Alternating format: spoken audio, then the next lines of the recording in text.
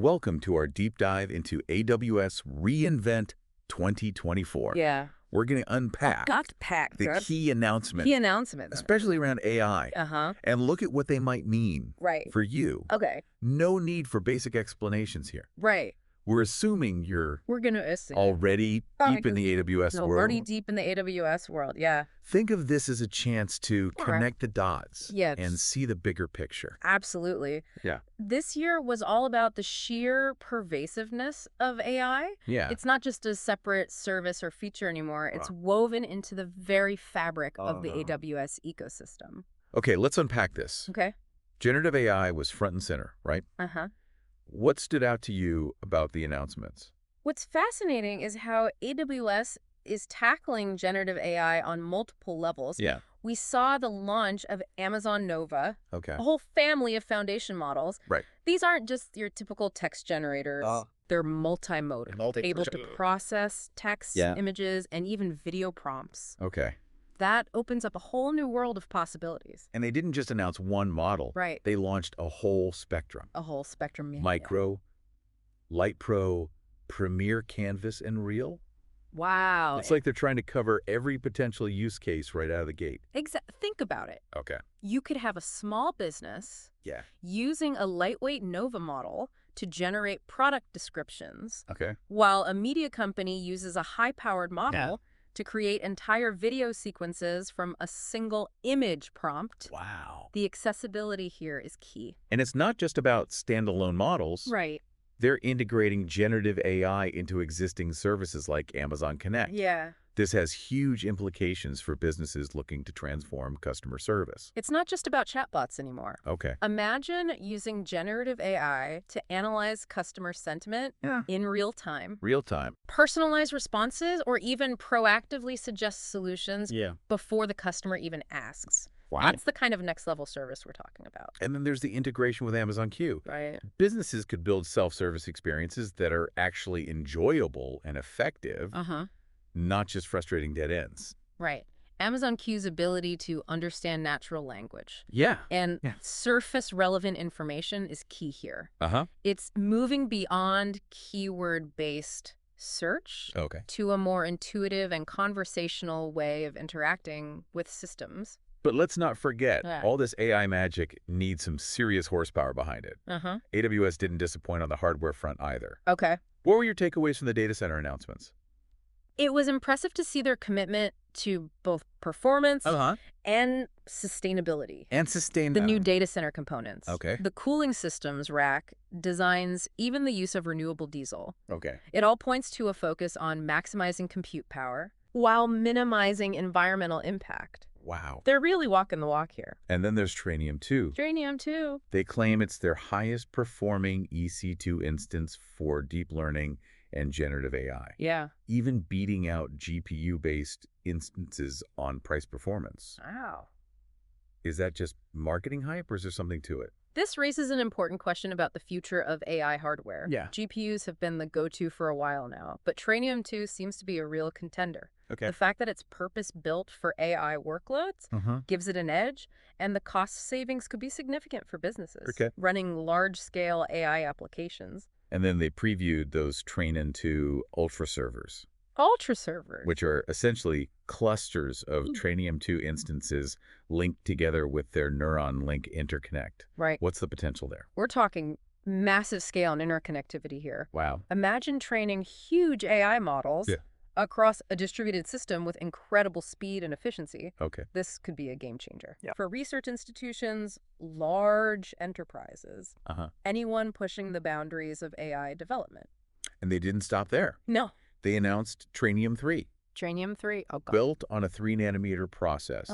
Promising even greater performance and efficiency. Okay. They're really setting themselves up for the future. It's a clear signal that AWS is committed to staying ahead of the curve in AI hardware.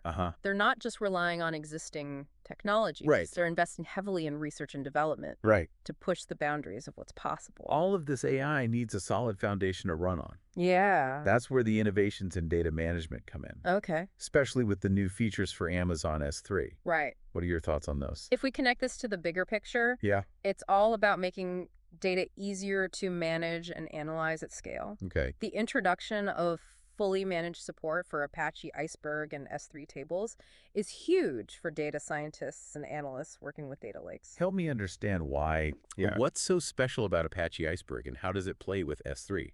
Think of Apache Iceberg as a modern table format. Okay. Designed specifically for massive data sets. Okay. It simplifies data management, makes queries faster, and removes a lot of the complexity around metadata management. Okay. Now that it's integrated with S3, it means you can leverage the scalability and reliability of S3 while using a powerful open source tool for data organization. It's like bringing the best of both worlds together. Exactly. The power of S3 and the flexibility of Apache Iceberg. And it's not just about storage. It's about making the data readily accessible and usable for AI applications. Speaking of data access, they also launched a new distributed SQL database, Amazon Aurora DSQL. Aurora DSQL. This one seems to be making some waves. Oh, okay. What are the key takeaways there? What's fascinating here is how they're tackling the challenges of multi-region, strongly consistent databases. Traditionally, you'd have to choose between strong consistency and low latency. You couldn't have both. Okay. Aurora DSQL seems to be changing that. So what does that mean for developers? Right. Building globally distributed applications. It means they can now have their cake and eat it too.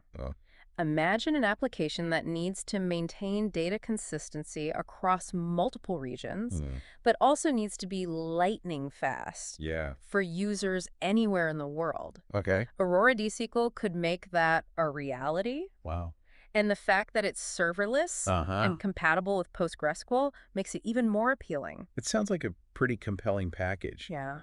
All these announcements seem to point towards a future where AI is not just a tool, but a fundamental part of the cloud computing landscape. Absolutely. We're moving beyond point solutions to a more holistic approach where AI is embedded in everything. Wow. From infrastructure to applications to data management. Yeah. It's a fascinating time to be in this space. Yeah. And it's not just about the infrastructure and platform services. AWS is also focusing on empowering developers and businesses to actually build and deploy AI solutions. You're talking about tools like Amazon Q Developer? Exactly. They announced some pretty significant updates this year, especially around legacy transformation. Exactly. For organizations with large, complex applications, especially those running on .NET, VMware, or even mainframes. Right. Modernization can be a daunting task. Q developers' new capabilities are designed to help streamline that process. Give me an example. How would Q Developer actually help with something like, say, migrating a .NET application to the cloud? Imagine being able to point Q Developer at your legacy code. And have it automatically generate equivalent cloud-native code, identify potential issues, and even suggest best practices for optimization. Right. That's the kind of power we're talking about. That would be a huge time saver for developers. Yeah. Especially those who might not be experts in cloud architecture. Right. It's about democratizing access to these advanced capabilities. And it's not just about migration. Yeah. Q Developer can also help with things like refactoring code, generating unit tests, and even creating documentation. It's like having an AI-powered assistant by your side throughout the entire development process. And they didn't forget about the business users either. Yeah. What were your thoughts on the enhancements to Amazon Q Business? The focus here is on making data-driven insights accessible to everyone regardless of their technical expertise. The new cross-app index is particularly interesting. Yeah. Imagine being able to query data from multiple applications through a single API. Right. That opens up a whole new world of possibilities for building intelligent applications. So a marketing team could use Amazon Q Business to analyze customer data from their CRM, marketing automation platform, and website analytics, all in one place. That's pretty powerful. Exactly. And with the integration of Q Business Insights into QuickSight, users can visualize and explore that data in a really intuitive way. It's about breaking down data silos and empowering people to make better decisions based on a holistic view of the information. And then there's SageMaker. They continue to add new features and capabilities, making it an even more powerful platform for building and deploying AI models. What stands out to you about the next generation of SageMaker? Well, they've introduced SageMaker Unified Studio, which brings together all the tools data scientists and developers need into a single interface. Unified Studio is a great example of how AWS is focusing on streamlining workflows. Yeah.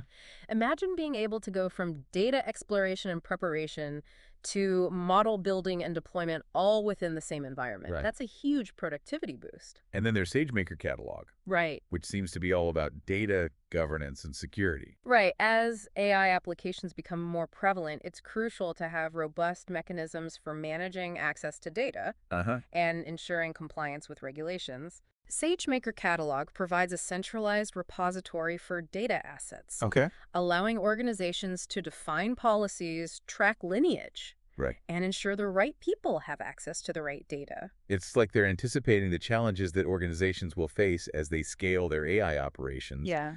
And then there's SageMaker Lakehouse, which seems to be addressing the issue of data silos. Exactly.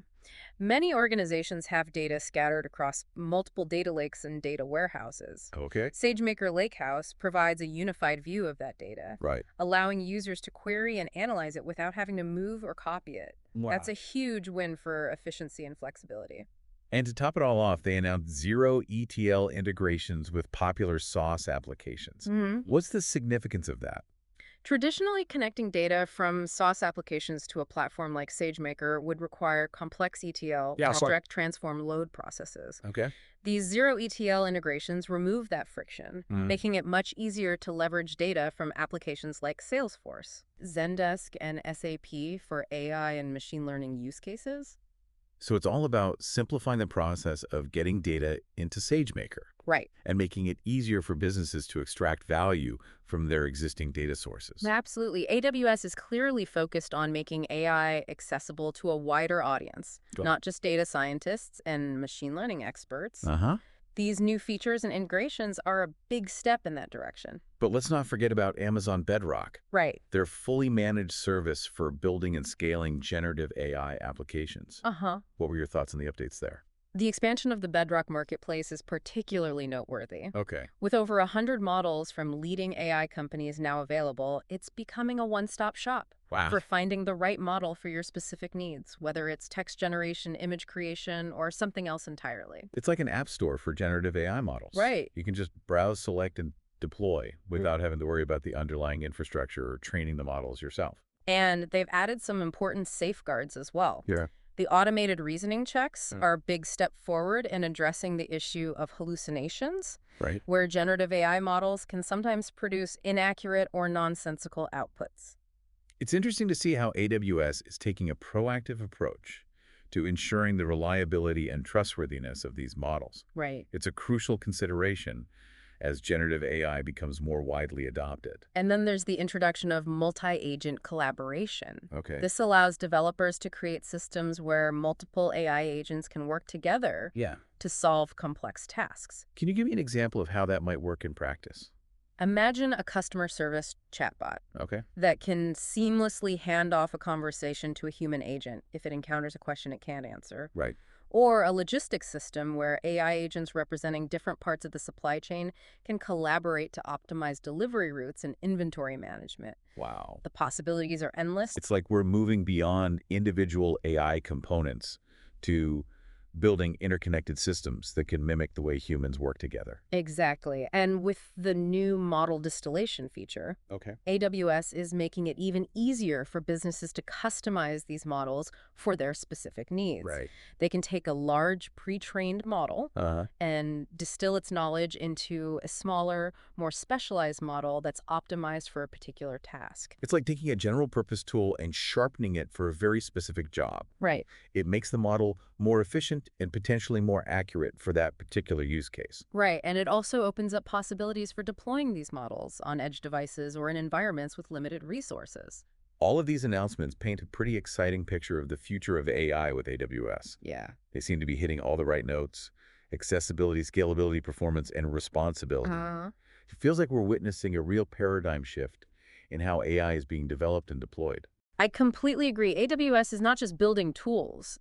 They're building an ecosystem that's designed to accelerate the adoption of AI across every industry and every aspect of business. It's a fascinating time to be watching this space evolve. It's clear that AWS is going all in on AI. But one thing that really impressed me was their emphasis on responsible AI.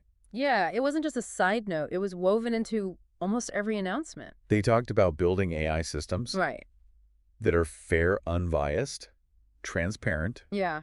and accountable. And they're backing that up with concrete actions. Those automated reasoning checks in Bedrock, for example, are designed to catch potential issues before they become problems. It's a recognition that AI is a powerful tool. Right. And like any tool can be used for good or for ill. Exactly. It's up to us, the developers, and the businesses deploying these systems to ensure they're being used ethically and responsibly. It's not enough to just focus on the technical capabilities. We need to consider the societal impact as well. Yeah. Right? AI has the potential to reshape industries, even entire economies. Wow. We need to be mindful of the consequences, both intended and unintended. And that brings up the question of access. Who has access to these powerful AI tools? Right. Are we creating a more equitable future? Yeah. Or are we exacerbating existing inequalities? It's a critical question, and I think AWS is taking some positive steps here. Like their focus on making AI education and training more widely available. They announced some new programs and initiatives aimed at democratizing access to AI skills. Exactly. It's not just about building the tools, it's about empowering people to use them effectively and responsibly. So as we wrap up our deep dive into reInvent 2024, what's the key takeaway for our listeners? What should they be thinking about as they navigate this rapidly evolving AI landscape? I think the biggest takeaway is this AI is no longer a futuristic concept. It's a present-day reality. Wow. And it's not just for tech giants or research labs. It's becoming increasingly accessible to businesses and individuals of all sizes. It's not about whether AI will change the world. Right. It's about how we're going to shape that change. We have a responsibility to use this technology wisely to build systems that benefit humanity as a whole. And that requires us to think critically. To question assumptions. And to engage in open and honest conversations about the ethical implications of AI. It's a journey we're all on together. Thanks for joining us on this deep dive into AWS reInvent 2024.